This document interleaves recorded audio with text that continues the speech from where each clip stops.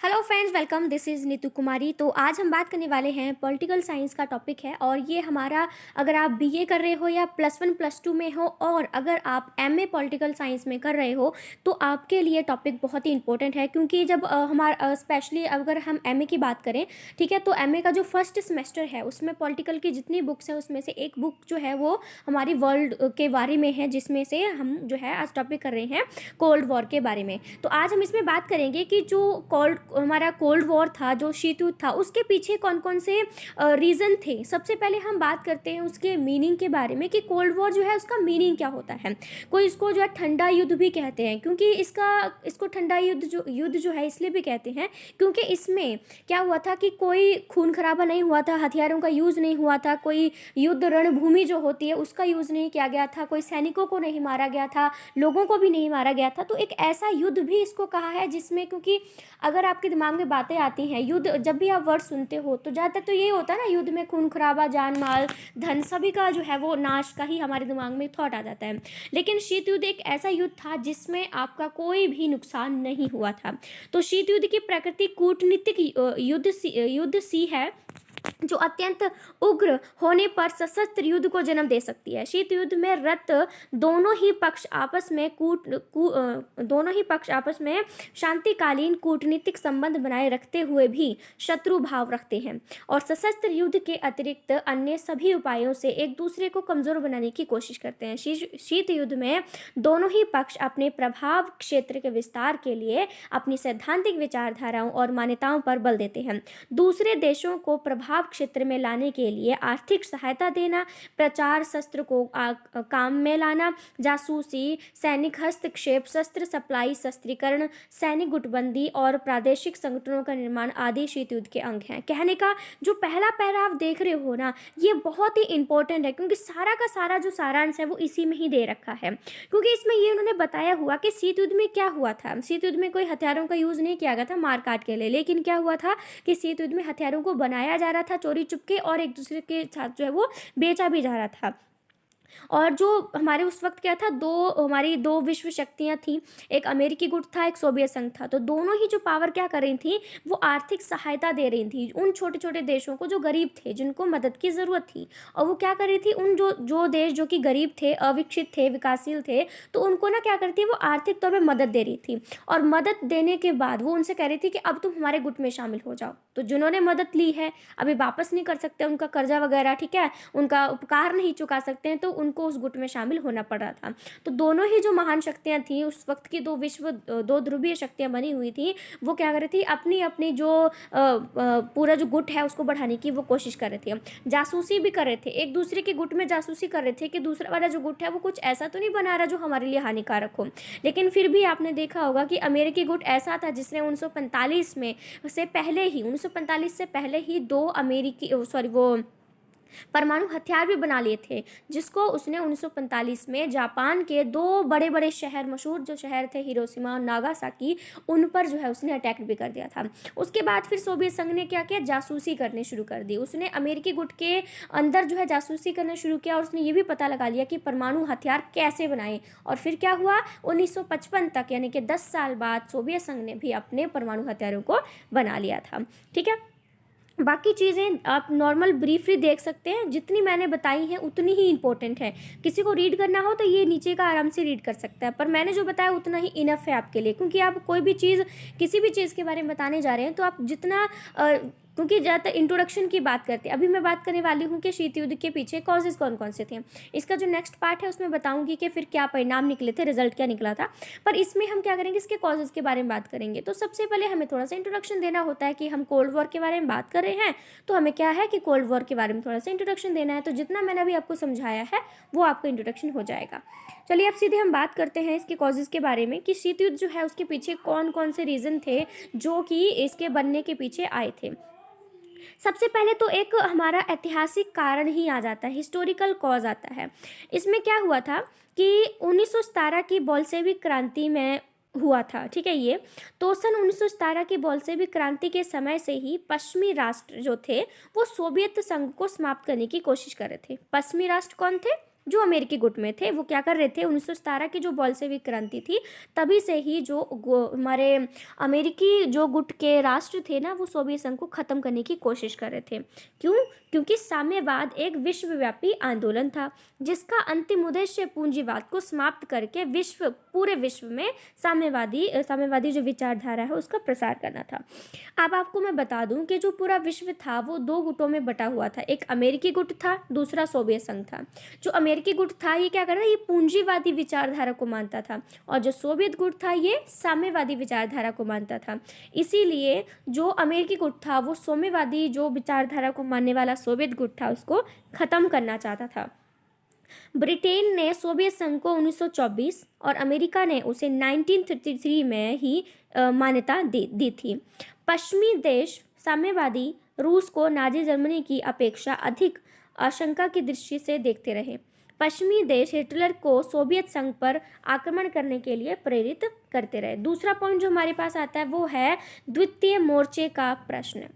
इसमें क्या होता है कि जब सेकेंड वर्ल्ड वॉर, में आपको थोड़ा ब्रीफली ऐसे ही बता देती हूँ, तो क्या होता है कि जो सेकेंड वर्ल्ड वॉर होता है ना हमारा, तो उसमें जो हिटलर की सेना होती है ना वो सोवियत संघ पर आक्रमण करने के लिए आगे बढ़ रही होती है। तब सोवियत संघ जो होता है वो अमेरिकी गुट से जाके हेल्प मांगता है, वो उसको बोलता है कि आप दूसरा मोर्चा जो है वो खोल दो।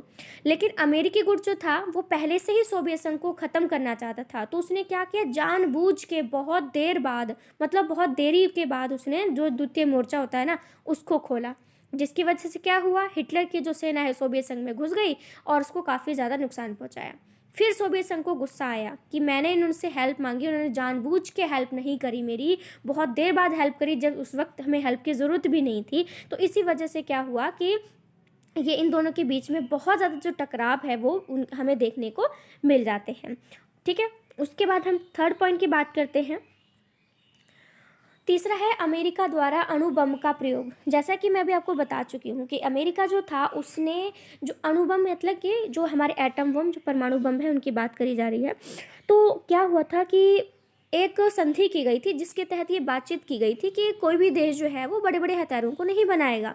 ठीक है, लेकिन अमेरिका ने क्या किया कि उसने परमाणु हथियार बनाए भी। सिर्फ अमेरिका ने जो परमाणु हथियार बनाए थे ना उसके बारे में सिर्फ ब्रिटेन और फ्रांस को पता था। सोवियत संघ को भनक भी नहीं लगी कि अमेरिका ने परमाणु हथियार बना भी रखे हैं। उस वक्त उसने 2 बना रखे थे। फिर उसने क्या किया, अमेरिका ने अपने जो अणु बम थे उनका यूज़ किया। कहाँ? जापान के जो बहुत ही बड़े बड़े शहर थे उनके ऊपर जो है उसने गिरा दिया अपना जो अणु बम है। तो क्या हुआ कि वहाँ पे बहुत ज़्यादा नुकसान हुआ था। तो फिर सोवियत संघ को वहाँ पर भी ये चीज़ आई कि उन्होंने हमें बिना बताए बनाया भी लिया परमाणु हथियार और उनका यूज़ भी कर लिया। और क्या हुआ कि जो जापान है उसको काफ़ी ज़्यादा नुकसान भी पहुँचा और एक विश्वासघात जैसा सोवियत संघ ने महसूस किया अमेरिका के द्वारा जो उसने काम किया था। ठीक है, इससे भी उनके बीच में काफ़ी ज़्यादा मनमुटाव आया।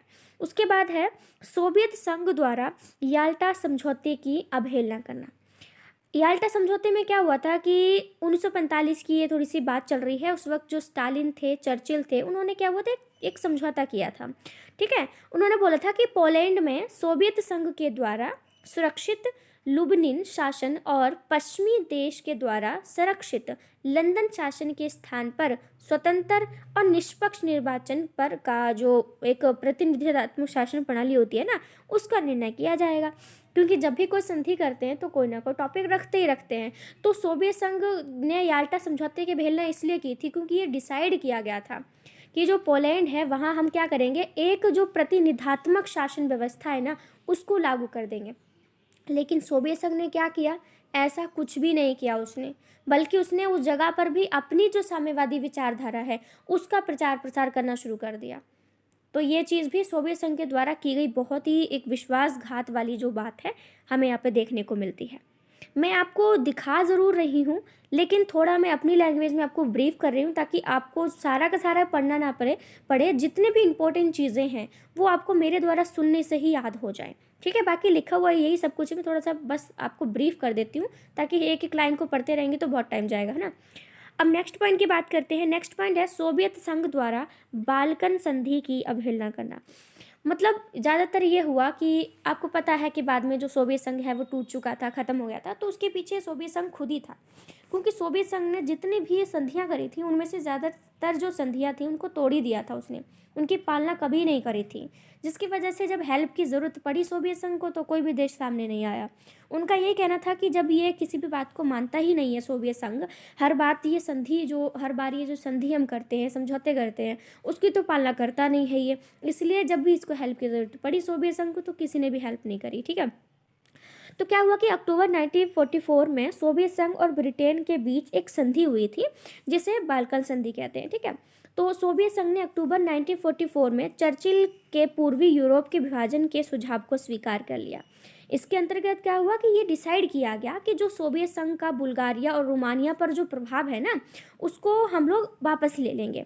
ठीक है, और हंगरी और यूगोस्लाविया में दोनों का बराबर प्रभाव माना जाएगा।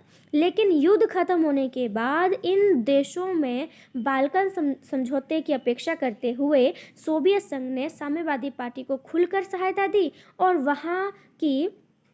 वहाँ सर्वहारा की तानाशाही स्थापित कर दी। मतलब हमने बाल्कन संधि में ये डिसाइड किया था कि हम लोग क्या करेंगे कि जो बुल्गारिया रोमानिया को हमने जो अपने अधीन करके रखा हुआ ना उन्हें हम आज़ाद कर देंगे। ये तो बहुत अच्छी डिसीजन था उन्होंने किया था, लेकिन सोवियत संघ ने यहाँ पर भी अपनी टांग अड़ाई। उसने क्या किया, उसको और दबोचना शुरू कर दिया, उसने उनको बिल्कुल भी रिहा नहीं किया था। अब है हमारा युद्धोत्तर उद्देश्य में अंतर। अब ये कह रहे हैं difference regarding post war objective. तो क्या हुआ था कि रूस और पश्चिमी देशों के युद्धोत्तर उद्देश्य एक दूसरे के विपरीत थे। मतलब ये कह रहे हैं कि रूस और पश्चिमी देशों के बीच युद्ध को लेकर एक ऑब्जेक्टिव थे, जो उद्देश्य थे उनमें काफ़ी डिफरेंस था। रूस पूर्वी यूरोप पर अपने प्रभुत्व को स्वीकार करने के लिए कटिबद्ध था। ठीक है, मतलब ये कह रहे हैं कि जो रूस था वो यूरोप पर अपना प्रभुत्व स्थापित करना चाहता था, लेकिन पश्चिमी नेताओं का विचार था कि जर्मनी की पराजय से यूरोप में रूस की स्थिति बहुत ज़्यादा शक्तिशाली हो गई थी और वे रूस द्वारा नियंत्रित क्षेत्र को सीमित करने के उत्सुक थे। मतलब ये हुआ कि जैसे हमारा जो रूस था ना, आजकल के टाइम पे चलो इसको इतना भी हम पावरफुल नहीं मानेंगे, लेकिन जब जो हमारा फर्स्ट वर्ल्ड वॉर हो रहा था, सेकंड वर्ल्ड वॉर हो रहा था, तो दोनों के बीच क्या हुआ, उस वक्त जो रूस था ना वो बहुत ज़्यादा पावरफुल था, जिससे जो अमेरिकी गुट था या उसमें जितने भी देश शामिल थे ना उनको डर था कि ये जो रूस है ना इसकी पावर कुछ ज़्यादा ही बढ़ती चली जा रही है। उनको अब सोवियत संघ के से तो डर था ही था, लेकिन इसको रूस से भी बहुत ज़्यादा ही डर लग रहा था, क्योंकि वो बहुत ज़्यादा पावरफुल होता चला जा रहा था, क्योंकि उसने यूरोप जैसे बड़े देश पर अपना कंट्रोल करके रखा हुआ था, तो इनको डरना तो लाजमी था। ठीक है, इसके लिए ये ज़रूरी था कि पूर्वी यूरोप में लोकतांत्रिक शासन की स्थापना की जाए। उसके बाद क्या हुआ कि चर्चिल और जो रूजवेल्ट है उन्होंने आग्रह किया कि इन देशों में स्वतंत्र निर्वाचन कराए जाए, लेकिन बाद में फिर से वही हुआ, सोवियत संघ ने अपनी जो टांग है वो वहीं पे फिर से अड़ा दी। अब उसके बाद नेक्स्ट पॉइंट आता है सोवियत सेनाओं का ईरान पर अधिकार। अब ईरान के मामले में भी सोवियत संघ ने यही काम किया था। सेकेंड वर्ल्ड वॉर से पहले क्या हुआ था कि एक सहमति हुई थी कि हम क्या करेंगे कि जो ईरान में हमने सैनिक अड्डे जो सेनाएं वहाँ पे लगाई हुई ना ईरान में, जैसे ही दूसरा विश्व युद्ध खत्म होगा हम लोग हटा लेंगे उसको। ठीक है, ये संधि की गई थी, उन्होंने बोला था कि हम लोग हटा लेते हैं तो युद्ध खत्म हो जाएगा। तो सोवियत संघ ने हाँ कर दी कि चलो ठीक है, मेरी जो ईरान में जो सेनाएं हैं मैं उनको वहाँ से हटा लूँगा। लेकिन जैसे ही दूसरा विश्व युद्ध खत्म हुआ सोवियत संघ ने ऐसा कुछ भी नहीं किया, उसने सेनाएं वहाँ से वापस लेने से मना कर दिया। सोवियत संघ जो हमारा संयुक्त राष्ट्र संघ है उसके दबाव के फलस्वरूप ही सोवियत संघ ने बाद में वहाँ से अपनी सेनाएं हटाई। इससे भी मतलब यही हुआ था ना कि सोवियत संघ ने पहले वादा कर दिया कि ईरान में मेरी जो सेनाएं मैंने वहाँ पे रखी है मैं हटा लूँगा, लेकिन बाद में उसने मना कर दिया। लेकिन फिर क्या हुआ कि जो हमारा यूएनओ है, संयुक्त राष्ट्र संघ है, उसने काफ़ी प्रेशर डाला, तब जाके इसने हटाया वहाँ से अपनी सेना को। तो ये भी एक विश्वासघात की तरह ही था, सोवियत संघ ने तो बहुत ज़्यादा ही गलत काम किए हुए थे। फिर है यूनान में सोवियत संघ का हस्तक्षेप। अब देखो सोवियत संघ ने फिर से क्या किया, अब किसी दूसरे देश में जाके अपनी टांग अड़ानी शुरू कर दी। आपको पता है कि कोई भी जो देश है वो किसी भी दूसरे देश के मामले में अपना हस्तक्षेप नहीं कर सकता है, उसमें वो कुछ नहीं बोल सकता है। लेकिन यहाँ पे सोवियत संघ ने क्या किया, फिर से वही काम शुरू कर दिया, उनके मामलों में भी जाके उसने अपना कुछ ना कुछ बोलना शुरू कर दिया, जो कि बिल्कुल गैर कानूनी था। उसके बाद हमारा आता है टर्की पर सोवियत संघ का दबाव। युद्ध के तुरंत बाद सोवियत संघ ने टर्की से कुछ भूक्षेत्र एवं बास्फोरस में सैनिक अड्डे निर्मित करने के अधिकार की मांग की। उसके बढ़ते हुए हस्तक्षेप से उत्तर में संयुक्त राज्य अमेरिका ने चेतावनी दी कि तुर्की पर किसी भी प्रकार के आक्रमण को सहन नहीं किया जाएगा, और मामला क्या हुआ, सीधा सुरक्षा परिषद में पहुंच गया। मसला ये हुआ था, मैं आपको थोड़ा ब्रीफली बताती हूँ कि क्या हुआ था कि सोवियत संघ जो था ना, वो जो टर्की है ना, वहाँ पर अपने सैनिक अड्डे बनाना चाहता था और उस पर प्रेशर डाला था कि तुम मना नहीं कर सकते। टर्की उस वक्त छोटा सा देश था, ठीक है।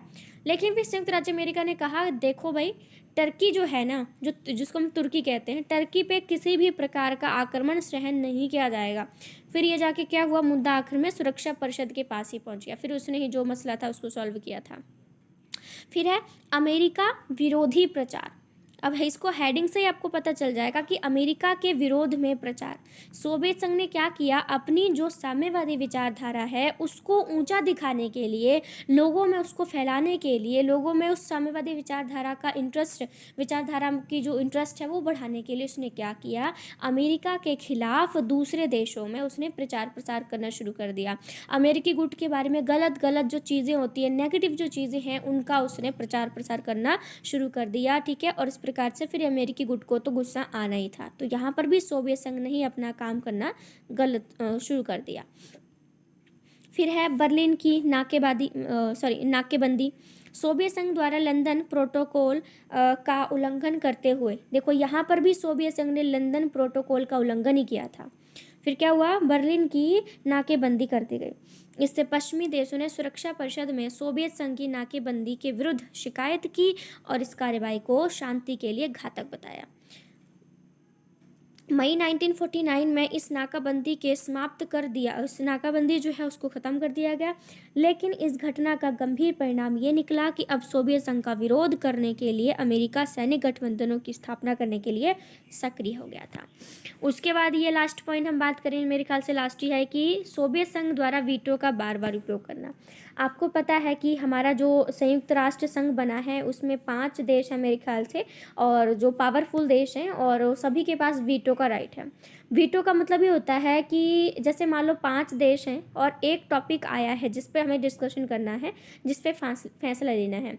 अगर पांचों में से किसी एक ने भी मना कर दिया ना कि इस पे कोई भी डिसीजन नहीं लेना है, तो चारों चाहे सहमत हों फिर भी उसको मना ही कर देंगे, क्योंकि एक देश ने मना कर दिया। क्योंकि ज़्यादातर हम लोग क्या करते हैं, मेजोरिटी में जाते हैं कि चलो एक ने मना कर दिया तो 4 तो सहमत है ना। लेकिन जो हमारा संयुक्त राष्ट्र संघ है इसमें ऐसा नहीं होता है। अगर उसमें से एक भी देश ने मना कर दिया ना कि नहीं, इस टॉपिक पे हमें बात नहीं करनी है, कोई डिसीजन नहीं लेना है, तो सारे उस टॉपिक को रद्द ही करना पड़ता है उनको, वो मना कर देते हैं। आपको पता है कि हमारा जो भारत है वो संयुक्त राष्ट्र संघ बनने के पूरे लायक हो चुका है, क्योंकि संयुक्त राष्ट्र संघ बनने के लिए भी कुछ रखा जाता है कि आपके पास ये सारी चीज़ें होनी चाहिए, तो आप आराम से संयुक्त राष्ट्र संघ में शामिल हो सकते हैं। हमारे इंडिया के पास वो सारी चीज़ें मौजूद हैं, लेकिन फिर भी क्या है, जो चीन है और जो अमेरिका है वो भारत से चिढ़ते हैं, और वो क्या करते हैं, जब भी भारत वहाँ पे बोलता है जाके कि हमें संयुक्त राष्ट्र संघ का सदस्य बनाना चाहिए, बना लेना चाहिए, तो चीन क्या करता है, अपने वीटो का यूज़ कर लेता है और मना कर देता है। और इसी वजह से हमारा भारत आज तक जो है वो संयुक्त राष्ट्र जो संघ है उसका सदस्य नहीं बन पाया है। तो यहाँ पर भी यही मुद्दा हुआ था कि जब भी अमेरिकी गुट कोई भी अच्छा डिसीजन भी लेके आता था ना, जो सभी लोगों के लिए पॉजिटिव होता था, तब भी संयुक्त राष्ट्र संघ उसको मना कर देता था अपना वीटो का यूज़ करके। तो ये भी एक उन दोनों के बीच संघर्ष का एक रीज़न था। अच्छा, और भी है। उसके बाद है सोवियत संघ की लैंड लीज सहायता बंद किया जाना। मतलब यहाँ पे अब ये है कि सोवियत संघ की जो लैंड लीड जो यूनियन है मेरे ख्याल से, उसको बंद कर दिया, ठीक है। इसके तहत क्या हुआ था कि अमेरिका द्वारा सोवियत संघ को जो आंशिक आर्थिक सहायता दी जा रही थी ना, उससे वो संतुष्ट तो था ही, क्योंकि यह सहायता अत्यंत अल्प जो है मतलब थोड़ी थी। किंतु इस अल्प सहायता को भी राष्ट्रपति ट्रेमन ने दूसरे विश्व युद्ध के बाद ख़त्म कर दिया, और इससे क्या हुआ कि सोवियत संघ नाराज़ हो गया, ठीक है।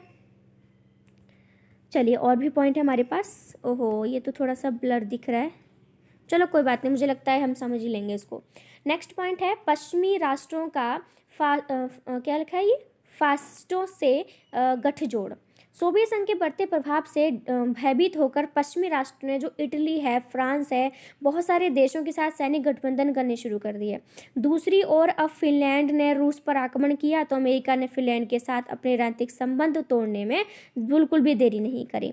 इसके कारण सोवियत संघ के मन में इन देशों के प्रति गहरा रोष जो है पैदा हो गया, क्योंकि जैसे ही पश्चिमी राष्ट्रों ने दूसरे देशों के साथ अच्छे रिलेशन बनाना शुरू कर दिया तो सोवियत संघ को ये लगने लगा कि पक्का ये मेरे खिलाफ कुछ खिचड़ी पका रहे हैं, ये मेरे खिलाफ ही कुछ ना कुछ नीति बनाएंगे, इसलिए ये लोग जो जो हमारा जो अमेरिकी गुट है वो दूसरे देशों को अपने उसमें शामिल कर रहा है। तो ये भी एक दूसरे के खिलाफ जो है आक्रोशी था, एक अविश्वास ही पैदा हो रहा था।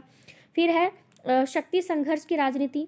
शक्ति संघर्ष की राजनीति में ये था कि अब दोनों ही जो पावर हैं वो अपनी अपनी शक्ति को बढ़ाने में लगे हुए थे। कोई सैनिक अड्डे बना रहा था, कोई सेनाओं पे सारा ध्यान दे रहा था, कोई दूसरे जो छोटे गरीब देश हैं उनको अपने गुटों में शामिल कर रहा था। मतलब दोनों ही अपनी अपनी पावर को बढ़ाने में लगे हुए थे। हितों में भी संघर्ष हुआ था। शीत युद्ध मुख्य तौर से राष्ट्रीय हितों का संघर्ष था। दूसरे विश्व युद्ध के बाद अनेक मुद्दों पर सोवियत संघ और अमेरिका के स्वार्थ आपस में टकराते थे। ये विवादास्पद मुद्दे थे। जर्मनी का प्रश्न था, बर्लिन का क्वेश्चन हो गया, पूर्वी यूरोप में साम्यवादी शासन की स्थापना करना, ये सब कुछ चीज़ें थी। उसके बाद कुछ हमारे सैद्धांतिक भेदभाव भी आए थे, मतभेद आए थे। तो इसमें क्या था कि सैद्धांतिक मतभेद भी शीत युद्ध के प्रधान कारण माने जाते हैं। पश्चिमी राज्य और रूस क्रमशः पूंजीवाद पर आधारित उदार लोकतंत्र तथा साम्यवाद पर आधारित सर्वाधिकारी शासन व्यवस्था के समर्थक थे। ये दोनों विचारधाराएं परस्पर एक दूसरे को मानवता का शत्रु मानती थी और एक दूसरे के विनाश की कोशिश करते रहते कि एक दूसरे से ख़त्म ही हो जाए। ठीक है, तो ये कुछ हमारे कितने पॉइंट थे, पूरे कितने दिख ही नहीं रहे, पूरे 18 पॉइंट्स हैं जो मैंने आपको बताए। 18 पॉइंट बहुत ज़्यादा होते हैं, क्योंकि एमए की मैं बात करूँ तो आपका 15 नंबर का क्वेश्चन आता है, फिर भी मैंने आपको 3 पॉइंट एक्स्ट्रा दिए हुए हैं ताकि आपको कोई समझ में ना आए। तो जो ईजी पॉइंट है आप उसको उठा लें, क्योंकि ज़्यादा भी याद करने की ज़रूरत नहीं है। 15 मार्क्स का आपका क्वेश्चन आता है ना, तो आपको क्या करना है, आपको कम से कम 15 पॉइंट तो लिख के ही आने हैं। ठीक है, वैसे तो वहाँ टाइम नहीं मिलता है, लेकिन फिर भी कोशिश करें कि पॉइंट्स तो ज़रूर लिखें, भले ही एक्सप्लेन जो है थोड़ा थोड़ा सा कम कर दें आप, तभी चल जाएगा। ठीक है, तो इस तरह से हमने अभी बात करी कि जो शीत युद्ध है उसके पीछे के कौन कौन से कारण हैं। अब मैं नेक्स्ट वीडियो में आपको ये बताऊंगी कि जो शीत युद्ध है उसके कौन कौन से परिणाम हमारे सामने जो है वो निकले हैं, वो हम उसके नेक्स्ट वीडियो में डाल दूंगी। ठीक है, तो अगर सेशन आपको अच्छा लगा हो तो वीडियो को लाइक शेयर सब्सक्राइब, यदि आपका मन करता है, दिल करता है, तो आप इसको कर सकते हैं। So thank you so much friends, thank you.